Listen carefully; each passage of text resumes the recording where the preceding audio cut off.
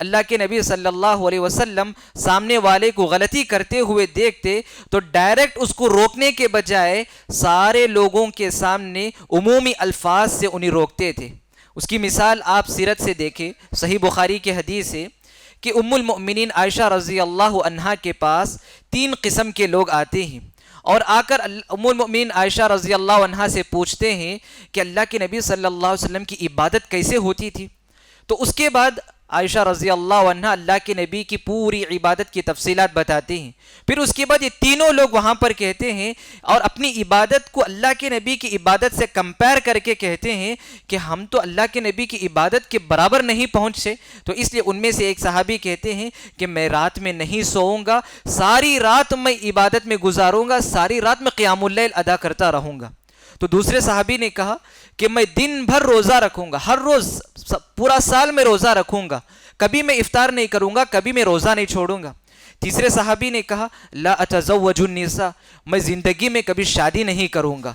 میں زندگی میں کبھی شادی نہیں کروں گا۔ اللہ کے نبی صلی اللہ علیہ وسلم کی غیر موجودگی میں تینوں صحابہ آ کر سوال کیے تھے، تو اللہ کے نبی کے آنے کے بعد عائشہ رضی اللہ عنہا یہ پورا واقعہ بتاتی ہیں۔ تو عائشہ اللہ کے نبی صلی اللہ علیہ وسلم منبر پر چڑھتے ہیں، سارے صحابہ کے درمیان یہ کہتے ہیں، غلطی کرنے والے یہ 3 صحابی تھے، ان کا عمل تو اچھا عمل تھا لیکن طریقہ غلط تھا ان کا۔ تو اللہ کے نبی صلی اللہ علیہ وسلم ان کی اصلاح کیسے کرتے دیکھیں، ان تینوں صحابہ کو بلا کر ان کی اصلاح نہیں کرتے، سارے صحابہ کو جمع کر کے اللہ کے نبی پوچھتے ہیں ما بال اقوام قالوا کذا وکذا، لوگوں کو کیا ہو گیا ہے کہ لوگ ایسے ایسے باتیں کرتے ہیں۔ یعنی اس کے بعد اللہ کے نبی کہتے ہیں کہ میں بھی ایک انسان ہوں، میں بھی اللہ کا ایک نبی ہوں، تم سے زیادہ میں اللہ سے ڈرتا ہوں، تو میں رات میں سوتا بھی ہوں اور رات میں عبادت بھی کرتا ہوں، میں دن میں روزہ رکھتا بھی ہوں، کبھی روزہ چھوڑتا بھی ہوں، اور اللہ کے نبی نے کہا کہ میں نے بھی شادیاں کی ہیں۔ تو دیکھیں اللہ کے نبی صلی اللہ علیہ وسلم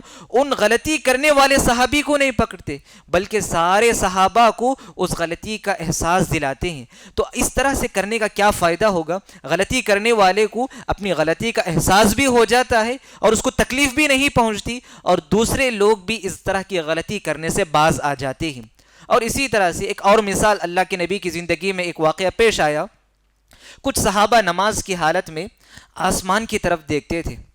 تو اللہ کے نبی صلی اللہ علیہ وسلم کو یہ بات معلوم ہوئی، تو اللہ کے نبی نے صحابہ سے کہا ما بال اقوام یرفعون ابصارهم،